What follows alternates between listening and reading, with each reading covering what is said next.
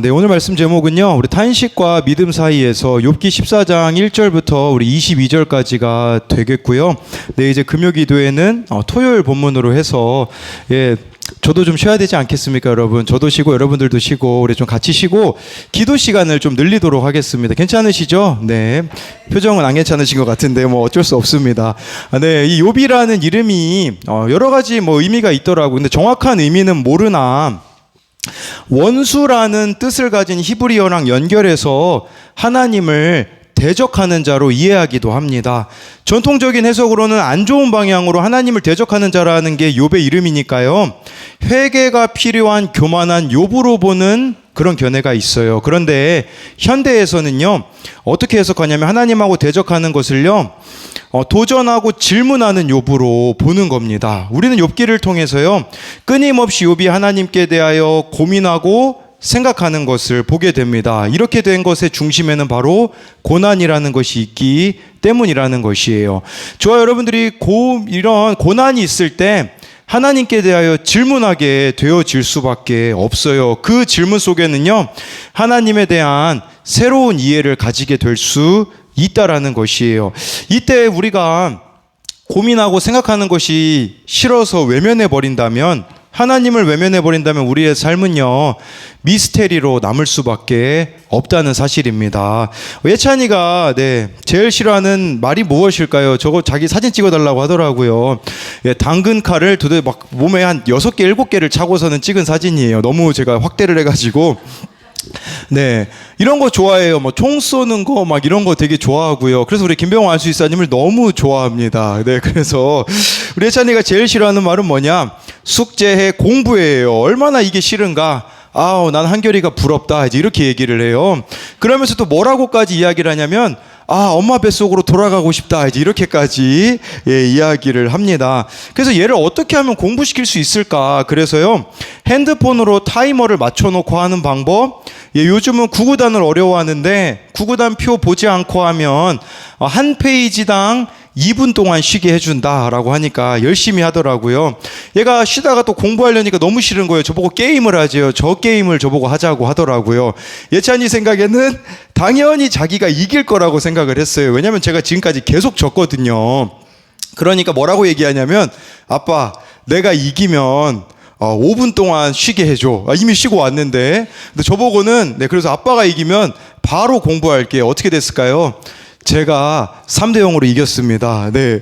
뭐 승부욕이 강해서 이긴 게 아니라, 이 강혜찬이 숙제를 잘했으면 하는 바람 이 하나 때문에 얘 무조건 공부시켜야겠다라는 마음 때문에 혼신의 힘을 다해서 이겼습니다. 여러분, 제가 왜 이겼을까요? 그 이면에는 예찬이가 성장하고 잘 되었으면 하는 마음 때문이에요. 여러분, 우리 인생에도요, 고난이 찾아올 때 하나님이 나에게 무자비하게 느껴지실 때가 있어요. 제가 3대0으로 이기니까 예찬이가 막 울려고 하더라고요. 무자비해 보이잖아요. 그런데 그 이면에 숨겨진 하나님의 뜻이 있음을, 제가 예찬이가 성장하기를 바랬듯이 우리의 믿음이 성장하기를 하나님이 원하셔서 고난을 허락하신다라는 관점으로 보자면 고난에 대한 이해도가 다를 수 있다라는 것이에요. 오늘 말씀을 통해서요, 탄식과 믿음 사이에 우리가 어떻게 나아가야 될지 3가지로 살펴볼 텐데요. 첫 번째로요, 탄식과 믿음 사이에는 인간의 유한함을 보아야 합니다. 우리 욥기 14장 1절부터 4절을 읽도록 하겠습니다. 시작. 여인에게서 태어난 사람은 생애가 짧고 걱정이 가득하며 그림자같이 지나가며 머물지 아니하거늘 이와 같은 자를 주께서 눈여겨 보시나이까? 나를 주 앞으로 이끌어서 재판하시나이까? 누가 깨끗한 것을 더러운 것 가운데서 낼 수 있으리까? 하나도 없나이다.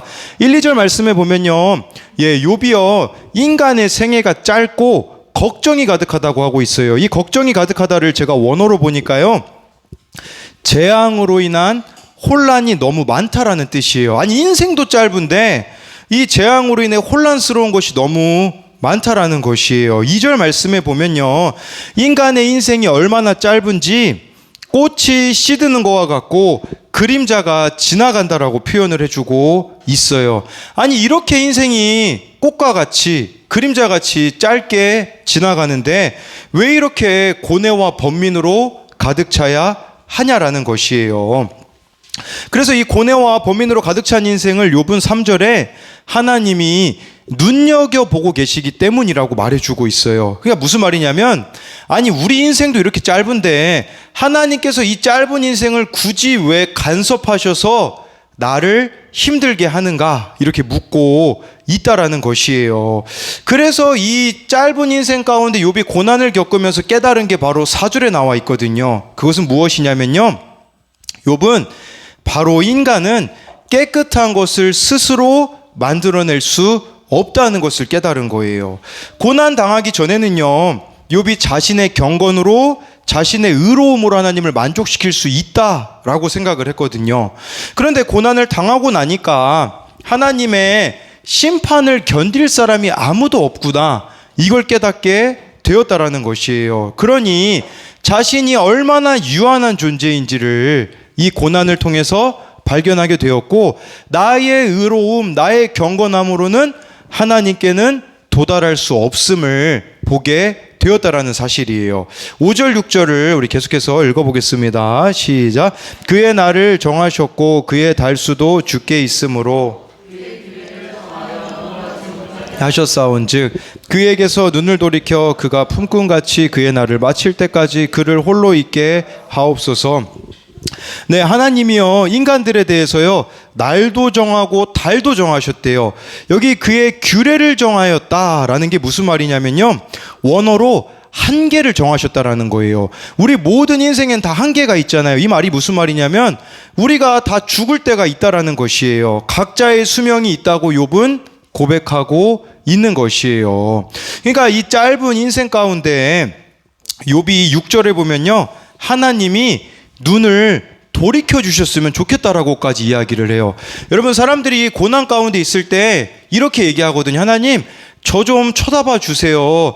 얼굴빛을 저에게 비춰주세요라고 일반적인 사람들이 고백하잖아요. 근데 욥이 고난에 있으니까요, 어떻게 고백하냐면요, 이렇게 고백하는 거예요. 하나님, 제발 저 좀 쳐다봐 주지 마세요. 이 고통이 하나님으로부터 왔다고 생각을 하니까 저를 제발 그만 쳐다봐 주셔서 6절 마지막에 나와 있잖아요. 혼자 있게 좀 해주세요.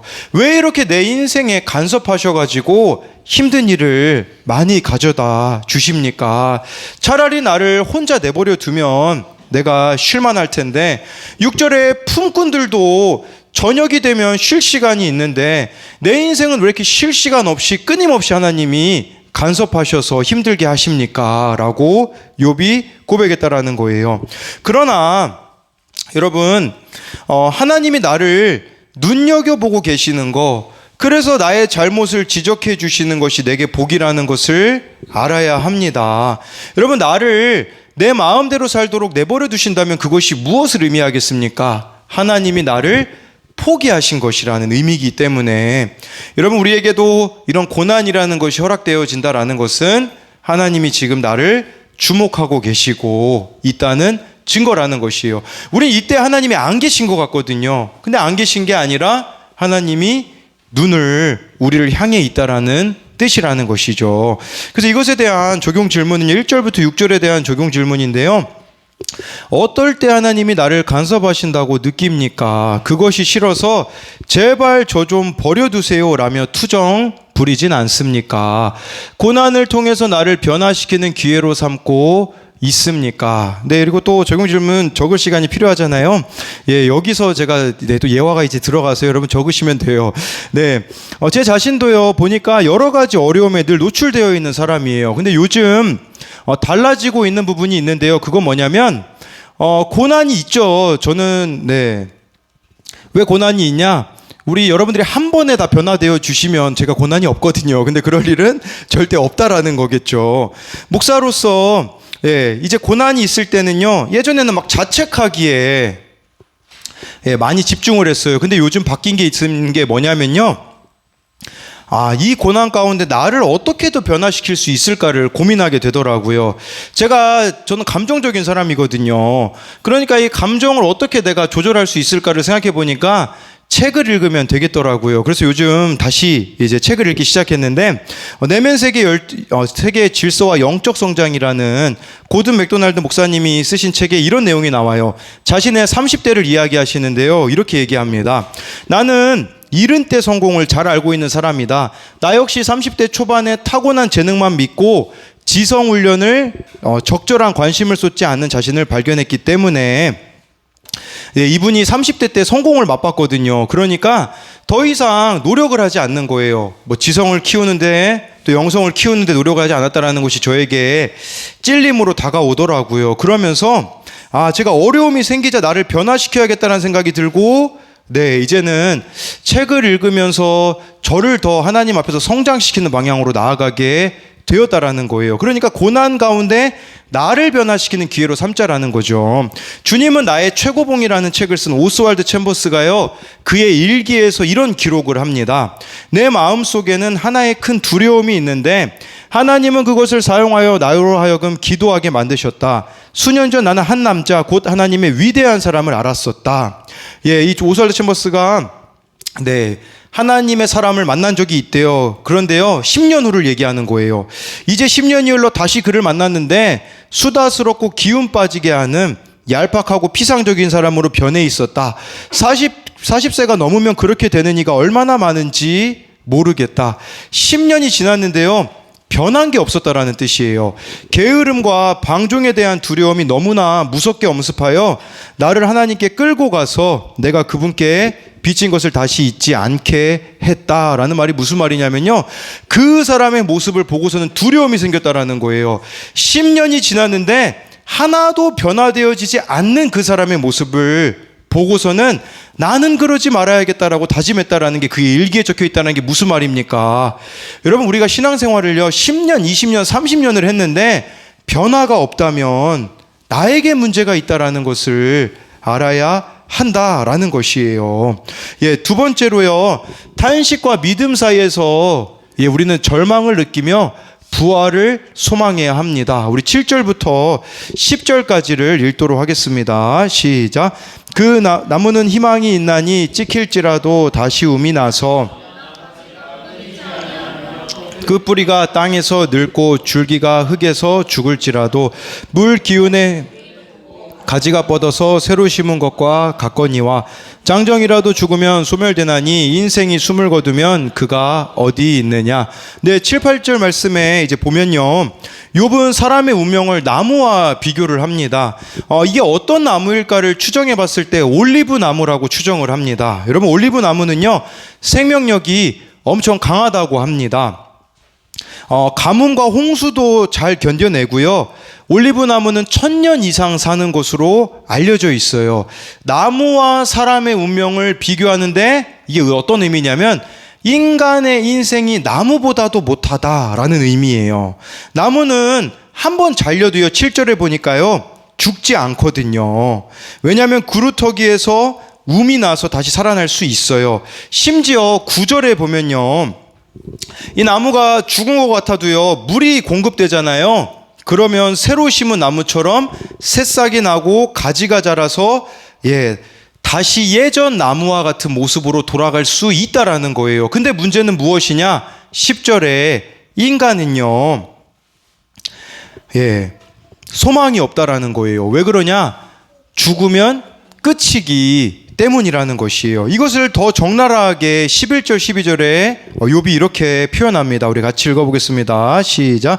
물이 바다에서 줄어들고 강물이 잦아서 마른같이 하늘이 없어지기까지 눈을 뜨지 못하며 잠을 깨지 못하느니라. 나무는 쓰러지고 부러지고 해도 살아날 수 있는데 12절에요, 사람은 누우면요 일어나지를 못한대요. 하늘이 없어지기까지 눈을 뜨지 못한다라는 건데 하늘이 없어질 수 있을까요? 없어요. 이 말은 영원히라는 뜻이에요. 인간은 죽으면 영원히 눈을 뜨지 못한다라는 것을 말해주고 있는 것이에요. 여러분, 이것이 소망 없이 죽은 인생은 영원한 죽음 가운데 놓여 있다라는 것인데, 고난을 통해서 욥이 이런 고백을 하게 되었어요. 예전에 욥은 어땠을까요? 이 땅이 살만한 곳이었습니다.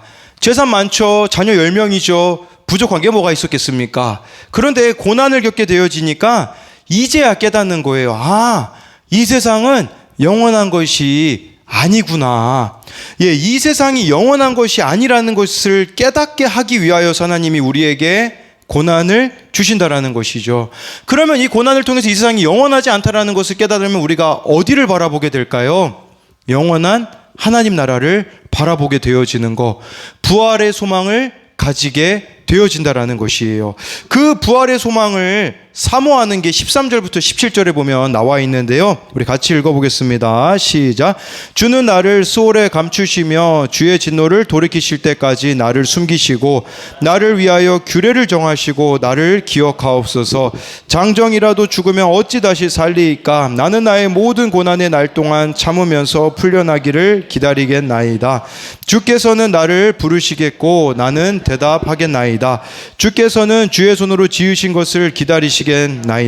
그러하온데 이제 주께서 나의 걸음을 세시오니 나의 죄를 감찰하지 아니하시나이까. 주는 내 허물을 주머니에 봉하시고 내 죄악을 싸매시나이다. 13절에 보면요, 욥은 고난받는 것을 하나님의 진노를 받는 것이라고, 주의 진노를 돌이키실 때까지라고 표현하는 거죠.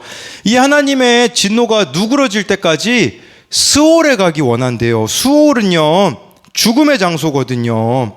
그러니까 욥은 고난을 알 수 없는 하나님의 진노보다 차라리 스올에 가는 것이 더 안전하다고 느끼고 있다라는 거죠. 죽음의 세계로 도피하고 싶은 거, 그만큼 욥의 고난이 컸다라는 것을 말해주고 있는 것이에요. 여러분, 우리에게도 해당되는 게 있어요. 고통이 너무 크면 어떻습니까? 죽고 싶어 하잖아요. 죽음이 우리의 고통을 사라지게 만들어줄 거라고 생각을 하지 않습니까? 14절에요. 욥은 고난 동안에 스올에 내려가 있다가 스올에서 풀려나기를 기다린대요. 여러분, 죽음의 장소는 한 번 가면 돌아올 수 없어요. 근데 욥이요, 거기서라도 하나님이 나를 풀어주실 것을 믿는다라는 게 무슨 말이겠습니까? 바로 욥이 부활에 대하여서, 정확히 들어본 적은 없지만 소망했다라는 뜻이에요. 욥은요, 하나님에 대해서 알았어요. 그것은 뭐냐면 하나님이 자신을 기억하신다면 그 죽음의 장소인 스올에서도 다시 살리실 것을, 부활시켜 주실 것을 믿었다라는 게 바로 14절의 고백이에요. 15절에 욥의 믿음이 나와 있잖아요.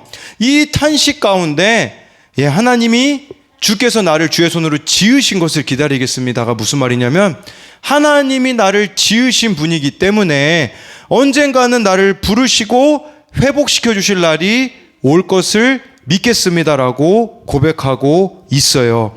욥이요, 한 가지는 분명히 알고 있어요. 고난이 왜 왔는지는, 어떤 이유 때문에 고난당하는지는 알 수 없으나 그 고난의 정답은 바로 하나님이시라는 거예요. 하나님이 언젠가는 이 고난 끝에 자신을 회복시켜 주실 날을 믿고 있는 거예요. 그렇게 하나님과의 관계 회복이 이루어지면 16절에 주께서 나의 걸음을 세신대요. 무슨 말이냐면 하나님이 나와 동행하실 것이라는 뜻이에요. 나의 죄를 감찰하지 아니하시나이다라는 것은 하나님께서 나의 죄를 덮어 주실 것이라는 것을 말씀해 주고 있어요. 그러면서 17절에요. 주는 내 허물을 주머니에 봉하시고 내 죄악을 싸매시나이다 라는 것은 무슨 말이냐면, 하나님 은혜 베풀어 주세요. 이 죄를 은혜로 넘어갈 수 있게 해주세요라고 고백하고 있는 거예요. 여러분, 하나님의 은혜를 깨달은 자가 어떻게 되는 줄 아십니까? 이런 고백을 하게 될 겁니다. 은혜가 죄보다 크다라는 고백을 하게 될 거예요. 자신이 정말 죄인이라는 것을 깨달은 사람은요, 하나님의 은혜의 크기를 알기 때문에 그 크기가 고난보다 크다라는 말을 알게 될 것이에요. 더 쉽게 설명드리면요, 하나님의 은혜, 자기가 죄인이라는 것을 깨닫는 사람은 하나님의 은혜가 크다는 것을 깨닫게 되어질 것이고, 그렇게 되어지면요, 내 죄가 고난보다 크다라고 여기며 고난을 넘어서게 되는 것이에요. 반대말로, 같은 말이지만 반대로 말하면요, 고난은 내 죄보다 가볍다라고 고백하게 되어지는 거예요. 이것은 저와 여러분들이 하나님의 은혜를 깨달아야지만 이 고백을 할 수가 있다는 사실입니다. 여러분, 저와 여러분들이요, 이 고난 가운데 욥이 부활을 소망했듯이 우리 또한 부활을 소망하며 하나님의 말씀을 붙잡아야 한다는 사실이에요. 그래서 이 7절부터 17절에 대한 적용 질문은요, 나는 극심한 고통 속에서도 부활 소망을 품고 있습니까?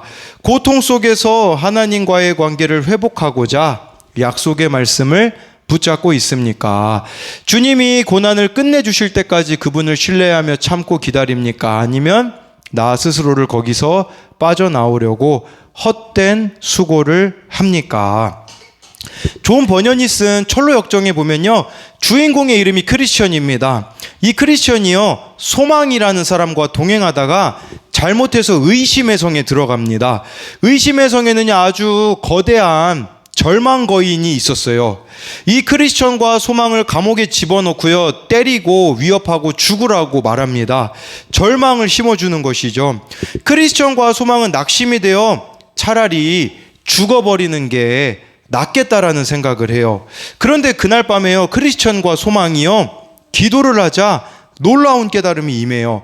그날 밤 크리스천과 소망은요, 기도하기 시작했어요. 그리고 그 기도는 날이 밝을 때까지 계속됩니다. 동이 트기 직전 크리스천이 반쯤 정신 나간 듯 흥분해서 이렇게 소리를 질러요. 아, 나는 바보 멍청이야. 내가 원하기만 하면 도망칠 수 있는데 이렇게 더럽고 냄새나는 지하 감옥에 누워만 있다니, 소망 형제, 내 품속에는 약속이라는 열쇠가 있다네. 이 열쇠만 있으면 의심의 성에 있는 모든 자물쇠를 다 열 수 있을 걸세. 그때 소망이요, 정말이세요? 어서 열쇠를 꺼내 감옥문을 열어보도록 하세요 라고 해서 품속에서 열쇠를 꺼내 감옥문을 열었는데요, 빗장이 쉽게 풀렸다라는 것이에요. 크리스천이 의심의 성에 빠지게 나오게 한 것은 약속의 열쇠였다라는 것이죠. 여러분, 하나님이 우리 모두에게 주신 열쇠가 있습니다. 그게 뭘까요? 하나님의 약속인 말씀이라는 것이에요. 여러분, 그렇기 때문에요, 이 약속의 말씀을 붙잡고 기도해 보세요. 어떤 일이 벌어질까요? 의심이 사라지고 평안케 되어지는 일들이 일어날 거라는 것이에요. 근데 우리는 이 약속의 말씀을 붙잡지 않아요. 크리스천이라고 하는데도 성경을 읽지 않는다면요, 우리는 의심의 성에, 절망의 거인에게 잡힐 수밖에 없다라는 것을 알아야 한다라는 것이에요. 마지막으로 세 번째로요, 탄식과 믿음 사이에 우리가 할 수 있는 것은 애곡하는 것입니다. 우리 18절부터 22절까지를 읽도록 하겠습니다. 시작. 무너지는 산은 반드시 흩어지고 넘치는 물은 땅의 티끌을 씻어버리나이다. 이와 같이 주께서는 사람의 희망을 끊으시나이다. 주께서 사람을 영원히 이기셔서 떠나게 하시며 빛을 변하게 하시고 쫓아 보내시오니 그의 아들들이 존귀하게 되어도 그가 알지 못하며 그들이 비천하게 되어도 그가 깨닫지 못하나이다. 다만 그의 살이 아프고 그의 영혼이 애곡할 뿐이니이다. 네, 이 말씀에 보면요, 18절 19절엔 하나님의 능력, 힘이 얼마나 강한지를 말씀해 주고 있어요. 여기 나오는 것들은 움직이지 않는 것이거든요. 산이 움직이지 않잖아요. 근데 하나님은 산도 움직이게 하실 수 있다라는 거예요. 무너지는 산은, 바위도 그 자리에서 옮겨간다라는 것은, 바위도 여러분 인간 힘으로 옮길 수 없잖아요. 큰 바위는요. 그것도 하나님은 움직이게 하실 수 있는 분이래요. 19절에 돌은 흐르는 물로 바위를 하나님은 닳게 하시고 폭우로 넘치는 물도 흔적 없이 땅의 티끌, 즉 먼지를 쓸어가듯 하나님은 사람의 희망도 흔적 없이 사라지게 하신다라는 거예요. 그러니까 이런 것들도 하나님이 사라지게 하시는데 사람이 어찌 사라지지 않느냐라고 하나님께 반문하고 있는 것이죠. 이렇게 희망을 잃어버리니까요, 20절에 욥의 고백은 뭐냐면 절망 가득한 얼굴로, 여기서 얼굴빛을 변하게 하시고라는 것은 절망의 얼굴로 죽음의 세계로 가는 것밖에 없다라고 하고 있어요. 죽음의 세계는요, 이 세상 세계와 단절되었기 때문에 21절에요, 누가 그 죽음의 세계에서 존귀하게 되어도 알 수가 없고 비천하게 되어도 알 수가 없다라고 말해주고 있는 것이에요. 지금 욥이 느끼는 고통의 강도를 말해주고 있는데 그 고통의 강도가 지옥과 같았다라는 거예요. 고난으로 인해서 그의 삶은 지옥 같아요. 그래서 그 지옥 같은 그의 삶을 위해서 그가 할 수 있는 게 뭐가 있습니까? 22절에요. 애곡할 뿐이니이다. 우는 것밖에 없다라고 고백해요. 다른 번역본에 보니까요. 탄식할 뿐이니이다 라고 나와 있더라고요. 여러분, 욥이요, 할 수 있는 게 아무것도 없으니까요. 이 지옥과 같은 고통에서 하나님 앞에 울 수밖에 없다라는 거예요. 고난의 이유에 대해서 우리는 알 수가 없어요. 그렇기 때문에 우리가 해야 되는 게 뭔지 아십니까? 그저 하나님 앞에서 애곡하는 겁니다. 애통해 하는 겁니다. 탄식하는 겁니다. 그냥 하나님 앞에 여러분 손가락질 해도 괜찮아요. 여러분 다른 종교에서는요 자기 신에게 욕을 못해요. 소리를 못 질러요.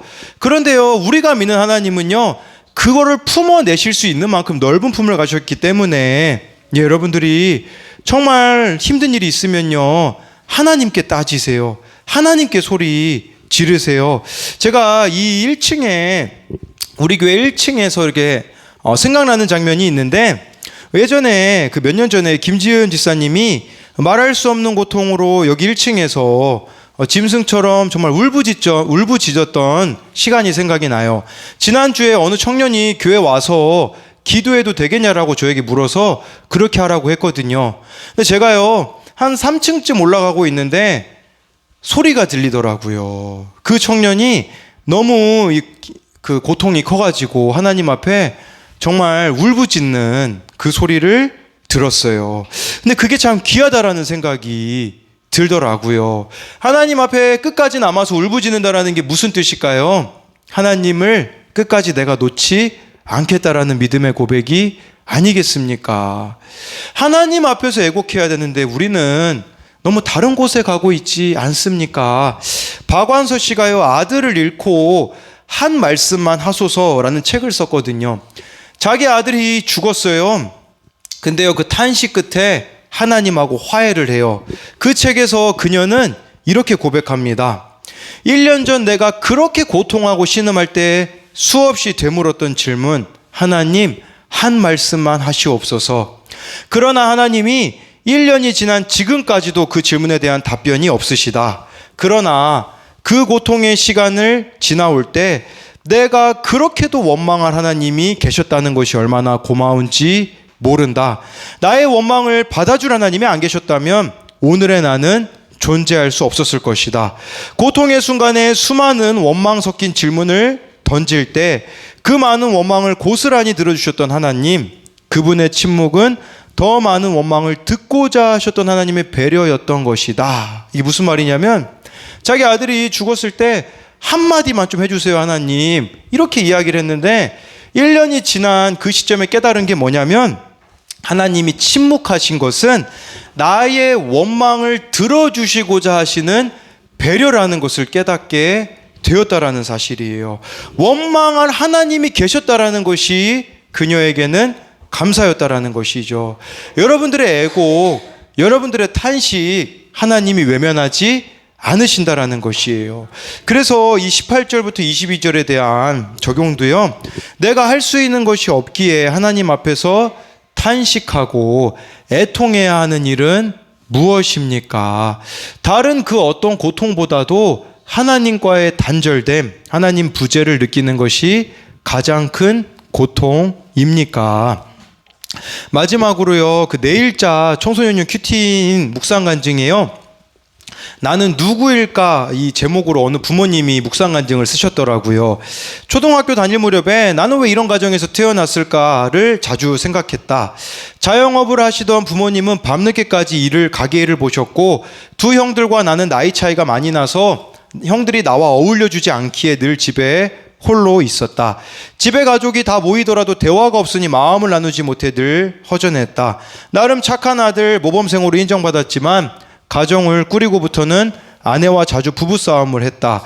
아내는 자녀 양육으로, 자신은 회사 일로 회피하며 갈등은 커져만 갔고 가정의 질서는 무너졌다. 음란물과 성매매로 음란한 죄를 짓고도 합리화하며 스올에 감추어진 시간을 보냈다. 그러다 우연히 큰딸을 기독교 대안학교에 보내면서 교회에 다니기 시작했다.